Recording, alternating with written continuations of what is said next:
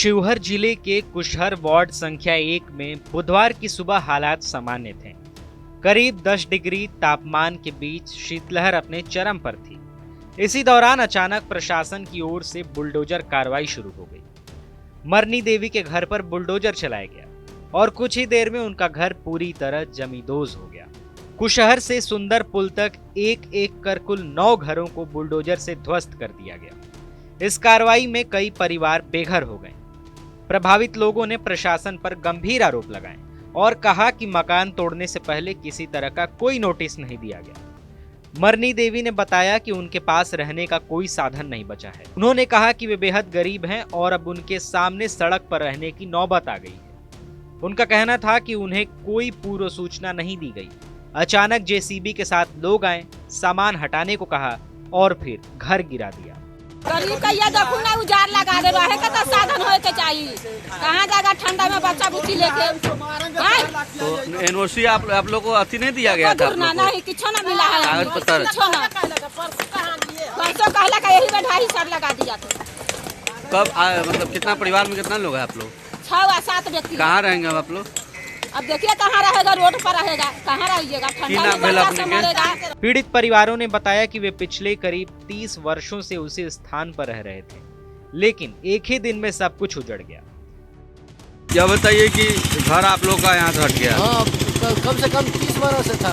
30 वर्षों से आप? हाँ, 30 वर्ष से था। अच्छा, तो आप लोग को इसका सूचना वगैरह दिया गया था कि नहीं? नहीं, कुछ भी नहीं। कल करवे किया, इस मेरी ये काम कर दिया। अच्छा, तो क्या आपका क्या कहना है? क्या कहना है कि कमरे से सरकार के मजदूरी चाहिए कि बसने के लिए जमीन उमीन चाहिए। अच्छा। तो बच्चे उच्चे 30 बच्चा लेकर कहाँ जाएंगे? हाँ, 30 परिवार है, 4 भाई है, चारों भाई के दूर जमीन था, वो भी खत्म हो गया। तो आप लोग यहाँ कितने वर्षों से रह रहे थे? 30 वर्ष से ऊपर से सर। आप लोग को नोटिस दिया गया था? नहीं, कोई नोटिस नहीं था। कोई नोटिस नहीं दिया? कोई नहीं था। क्यों? ऐसा ही है, कोई नोटिस से आता तो हम लोग सोच आउट कर लेते, कमरे रहने के लिए, समय पास करने के लिए रख लेते। अब कहाँ रहेंगे? अब कहाँ जाएंगे सर? तो भगवान की मंजूरी है सर। अब भगवान जैसे रखेगा वैसे बच्चे उच्चे लेकर जाएंगे। ग्रामीण महिला काली देवी ने कहा कि ठंड के इस मौसम में वे अपने बाल बच्चों के साथ कहां जाएंगी, यह समझ में नहीं आ रहा है। उन्होंने बताया कि गरीबों के पास कुछ भी नहीं है और उन्हें बस बसने के लिए एक जमीन चाहिए। उन्होंने सरकार से आहार और आशियाना जैसी सुविधाएं देने की मांग रखी। काली देवी ने अभी कहा कि सरकार को 3 डिसमिल जमीन और घर बनाने के लिए 5 लाख रुपए की सहायता देनी चाहिए। उन्होंने बताया कि उनके परिवार में 7 सदस्य हैं और अब वे भी कहां जाएंगे, इसका जवाब नहीं है। उनका कहना है कि इस दौरान लोगों के माल मवेशी और सारा घरेलू सामान भी उजड़ गया। आशा देवी ने बताया कि उनके पास रहने के लिए कोई जगह नहीं बची है। उन्होंने कहा कि सरकार ने घर तोड़ दिया और उनका परिवार पूरी तरह बिखर गया।